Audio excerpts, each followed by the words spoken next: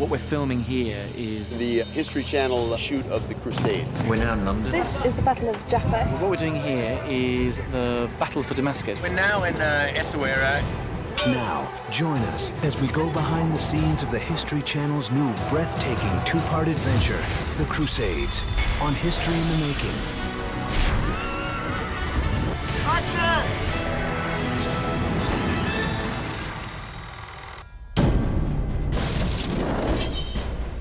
The Crusades, a 200-year holy war that pitted Christians versus Muslims in a battle that defined an era and left a blood-soaked legacy in its wake.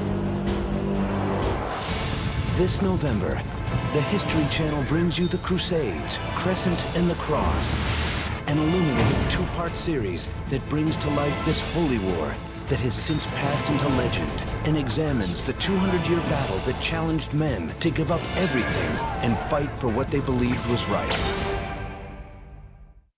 In nearly all the circle of the earth, belief had failed. The fear of the Lord no longer prevailed among men. Justice had perished from the world.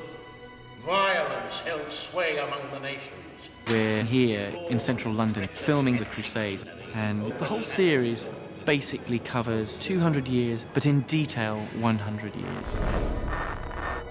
There are two 90-minute films, and they divide up very, very simply, really. The first is the story of the First Crusade, which really starts from 1095. It's the story of how the Christians rally their forces and take Jerusalem back into Christian hands for the first time in 400 years.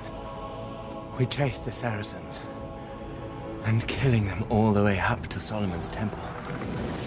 Before long, its walls were streaming with blood. No one has ever seen or heard such slaughter of pagans. No one knew how many there were, except God. The second film is really The Empire Strikes Back, and it's the Empire of Islam, of course, who try to re-seize Jerusalem and the Holy Lands back from the Christians.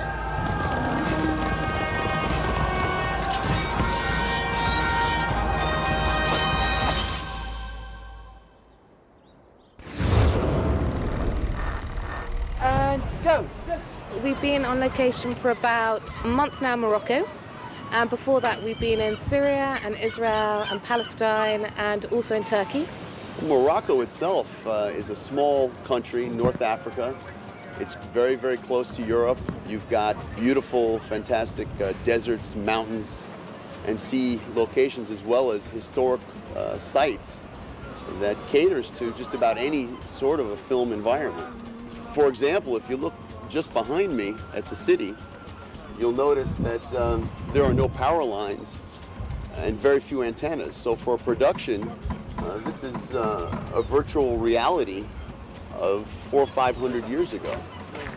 We're doing a scene in Essaouira where the Crusaders are attacking Acre, and we have to disguise all these cannons because we're shooting that way. The Arabs are on top, the Crusaders are at the bottom. They didn't have cannons at the time, so we've built this construction that's going to pretend that the cannons are going to be the Arab catapults that they used in the sieges. So we're cheating slightly because this part of it is actually the Arabs attacking with the catapults, but that part of the shot, which you won't see, is going to be the Arabs on top and the Crusaders attacking.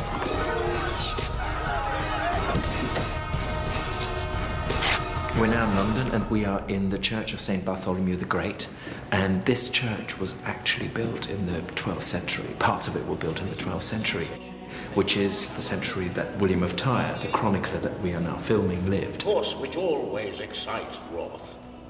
Perfect performance, but involved more, and I'd use your hands a bit more, and I'd move the shuffle, use the shuffle a bit more.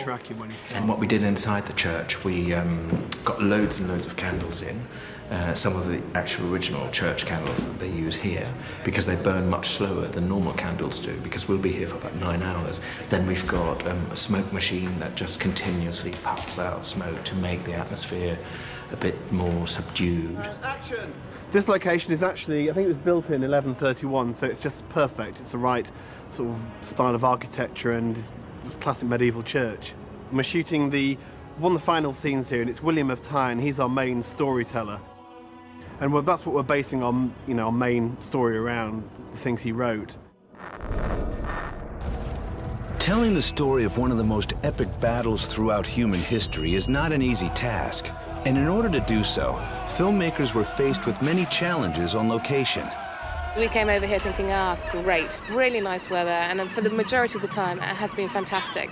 However, we've had a couple of instances. We had a big sandstorm during our major day of filming at the Battle of Hattin, and that swept away 2 tents. We had another tent on a hill, and it just literally ripped that off the hill as we were watching it. And everybody basically hid under the tent, so that was slightly problematic. There have been some cultural differences, some linguistic differences. We've been shooting during Ramadan here, which means that the crew are all breaking for breakfast at 6 o'clock, which, as well as being slightly problematic, is also quite good fun, because it means that you actually get to meet the crew and spend time with them. You've got 2 hands. What we're doing is we can't throw bitumen and oil or Greek fire, which the Crusaders would have done, onto this National Heritage Monument. So instead what we've done is we've cobbled together a pot, which Was, who's just standing above me now, is filled with hot chocolate, a kind of like Nesquik substitute, which looks exactly like the same texture as bitumen or oil. And we're going to set fire to the outside of the pot. Then we're going to throw the pot, which is full of chocolate, off the top of this little tower here, and then it will smash, and the chocolate should put the Hessian sacking out. So hot chocolate is going to be our Greek fire substitute. It has been an incredibly challenging thing to work on because it's such a huge part of history. It's 200 years we're covering, basically. And I think that to sort of boil that down to 3 hours has been incredibly difficult. But I think it's going to be amazing.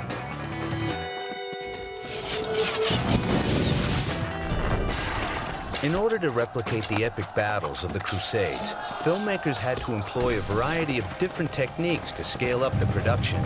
What we are trying to do on this is to give the Crusades a sense of scale. Battles are obviously very difficult to do when all you can quite reasonably afford is, 30 horses and 40 extras or whatever. That you can crowd the frame and make a battle scene look really splendid and really exciting and really active. But what you can't get from that is the sense of hundreds and thousands of infantry soldiers or hundreds and thousands of men on horseback storming over hills. And that's the Crusades is about epic Lord of the Rings style battles.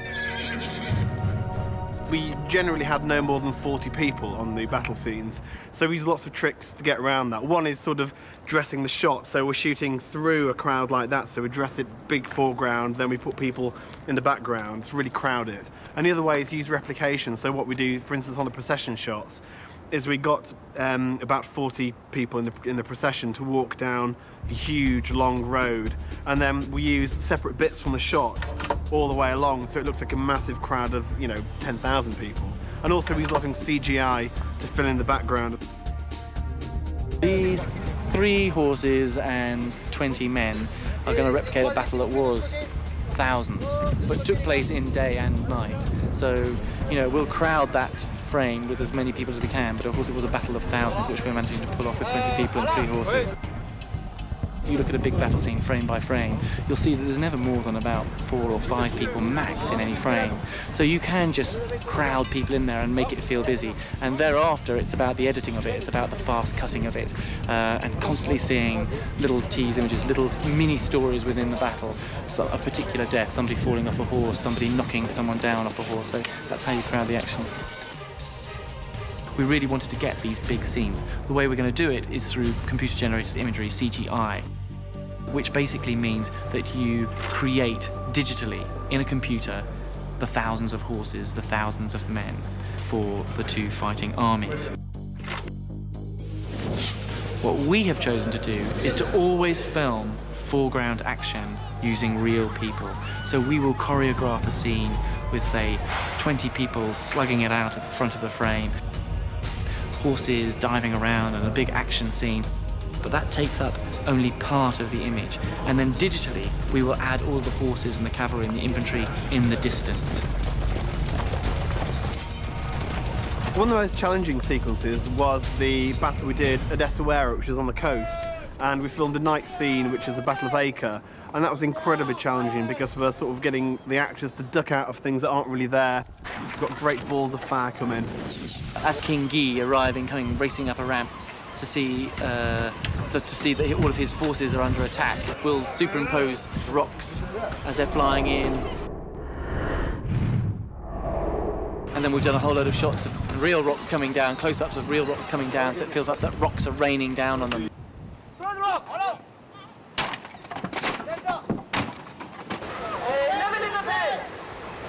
We're now filming the sequence, it's a massacre, so we're doing a replication shot. So we've only got a cast of, we've got 10 Muslims and 10 Crusaders. So what we're doing is we've been positioning along the wall here and shooting them and then doing a massive replication shot. So it looks about 50 massacres basically, all at once.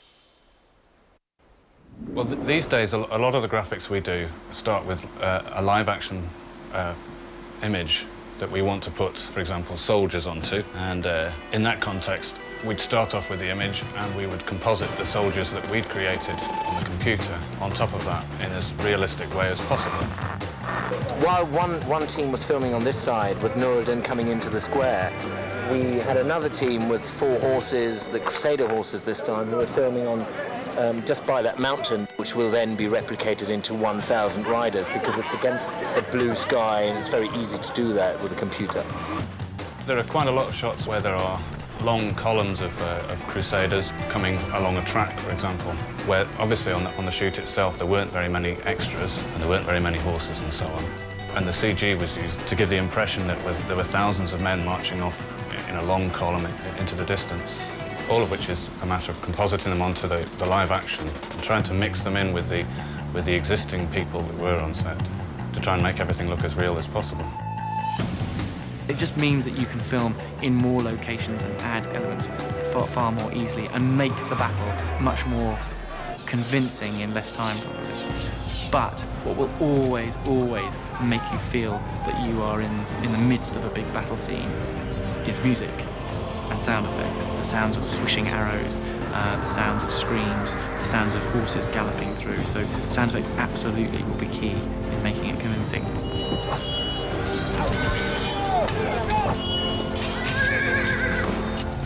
I think it's going to be really fantastic. The Crusades challenged men to give up everything, take up the cross, and travel thousands of miles to fight for what they believed was right. Now, we talk to some everyday people who have made personal sacrifices for the causes they believe in. I'm Sharon Blinn. I started Bald is Beautiful, and that Bald is Beautiful is my personal mission to create a new consciousness about beauty and femininity and how people view that in themselves and in other people. I'm a volunteer on a hospital ship in West Africa, an organization called Mercy Ships. 25 years they've been running hospital ships, bringing the hospital to the people. It's a surgery operation. I'm Scott Harrison. This is what I do now. My name is Hope Rogers. My roommate and I quit our jobs, and we used our little amount of savings that we had, and we went to Latvia, where we didn't know anybody, we didn't know the language, and we taught English, and we worked in orphanages, and hopefully we made a difference in their lives. I'm Janice Marie, and I recently signed up to do a 275-mile bike ride in 3 days to support those who are affected by HIV, whether they have HIV or their friends and family who are affected by it. My name is Glenda Callender. I'm a staff attorney at the Legal Aid Society Criminal Defense Division. My name is Heather White. I gave up my honeymoon this year and went to Bosnia instead to build a house for a woman whose house had been destroyed in the war. A honeymoon just didn't seem that important. I gave up a world of nightclubs and parties to go live on a hospital ship in Africa. I sacrificed my career and some personal savings. I started working at the Legal Aid Society because I wanted to help people. I think it's a very important job that we do. A lot of us could be working other places making lots of money, but we choose to do this work because we believe in it, and I certainly believe in it because I love what I do. I've never been a rider. I don't own a bike, and I had never ridden more than maybe 15 or 20 miles at any one stretch, and so it was a crazy one for me because it was so outside of my box. And what have I sacrificed? I don't I don't see it as a hardship, but I'd have sacrificed privacy and my own personal social space when I'm just, doing my thing. I started Bold is Beautiful after I went through a cancer journey for 3 years, and part of that I went through chemotherapy and lost my hair. And let's just say I met a lot of people along the way that had a really difficult time, actually a more difficult time with hair loss than, for example, losing their breasts or reproductive organs. And you're fighting for your life and you're stressing more about losing your hair, which is temporary. So I just felt like that's just wrong, and I need to fix that. HIV/AIDS is one of those diseases in our world that makes no sense to me. I mean, there isn't any disease really that makes sense, but it's just one of those things that I feel like in my lifetime we can make a difference here. For me, a lot of it was seeing what poor looked like. I mean, these people have nothing. They're living on $150 a year. It just put everything into perspective, I mean, I couldn't have a bad day anymore because people were having far worse days. I think the reason I'm working as a public defender mostly is because I like to help people, and it's a person's life that's in your hands, so you have to bring to each case everything that you have. Bold is Beautiful is about me sharing my experience and my journey to help people open up their minds and their hearts and their spirits to a different way of experiencing something like cancer, either personally or with someone who is experiencing it. And why not put my story out there and share it with people? I've made myself more accessible to people. When you realize what other people are living through, if you can do something to help them, and if you know that you are sort of the missing ingredient to make sure that that happens, how can you not do that? I was living very selfishly and doing nothing for anyone else, and it was sobering. It was a much different lifestyle than living on a ship in a poor country. It's night and day. I love the work that I do.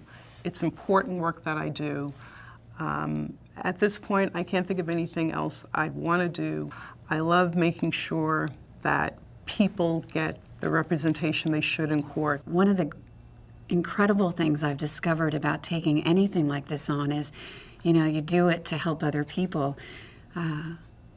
But the great lesson in life that comes back to you is that there's always something that you get out of it tenfold. It didn't take that much. It was a big sacrifice. It was a sacrifice, my honeymoon and 2 weeks of work, but comparatively, it's not that big of a sacrifice. And if I can do that a little bit here and there, it just seems like it'll help make the world a better place. I know there are other ways to make more money with a law degree, but I like what I do, so I don't really think of it as a sacrifice.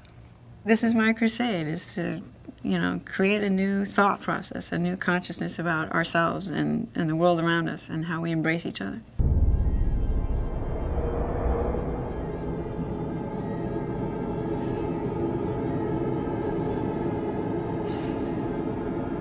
I mean, there's no doubt really when you look at the news today that the word crusade and the equivalent word for the Islamic people, jihad, are both, sadly, pieces of vocabulary that we're hearing a little too often. George Bush called for a crusade shortly after 9/11. Osama bin Laden talks about jihad. Saddam Hussein talks about jihad. And many, Osama bin Laden has talked about a jihad against the crusaders of today. I think people will take away from this sort of how little has changed. And I just think it's got a real resonance today. I think it's one of the greatest stories ever told, really, because I mean it's so relevant today. I mean we can trace all the problems in the Middle East back to what happened, in the Middle Ages, really. The fight between Muslim and Christians is still going on today. The divisions that exist today between Christians and Muslims have been there for a very long time. And probably the wounds sort of, were opened really at the time of the Crusades. So it's an incredibly important time to be looking at the Crusades, really, because there really is a new perspective to see it as the sort of the sad and unfortunate dawn of a division between the two of the most powerful religions in the world.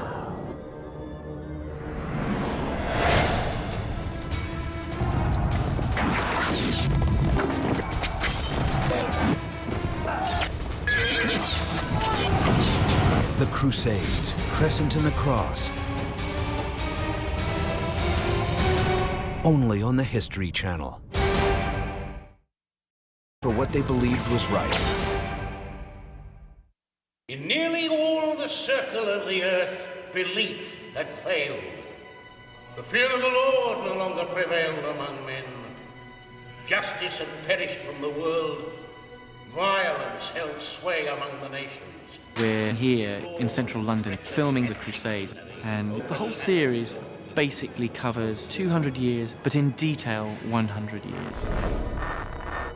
There are two 90-minute films, and they divide up very, very simply, really. The first is the story of the First Crusade, which really starts from 1095. It's the story of how the Christians rally their forces and take Jerusalem back into Christian hands for the first time in 400 years.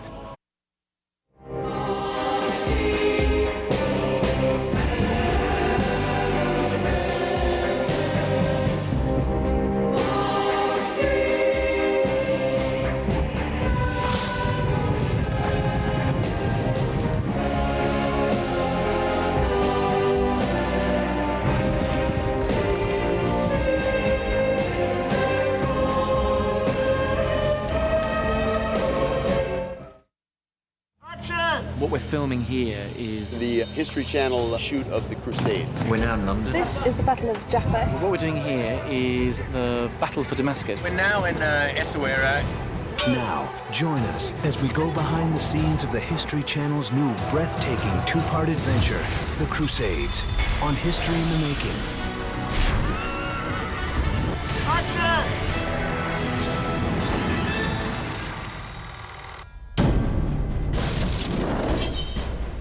The Crusades, a 200-year holy war that pitted Christians versus Muslims in a battle that defined an era and left a blood-soaked legacy in its wake. This November, the History Channel brings you The Crusades, Crescent and the Cross, an illuminating two-part series that brings to life this holy war that has since passed into legend and examines the 200-year battle that challenged men to give up everything and fight. Go! We've been on location for about a month now in Morocco, and before that we've been in Syria and Israel and Palestine and also in Turkey. Morocco itself is a small country, North Africa. It's very, very close to Europe. You've got beautiful, fantastic deserts, mountains, and sea locations, as well as historic sites that caters to just about any sort of a film environment. For example, if you look just behind me at the city, you'll notice that there are no power lines and very few antennas. So for production, this is a virtual reality of 400 or 500 years ago.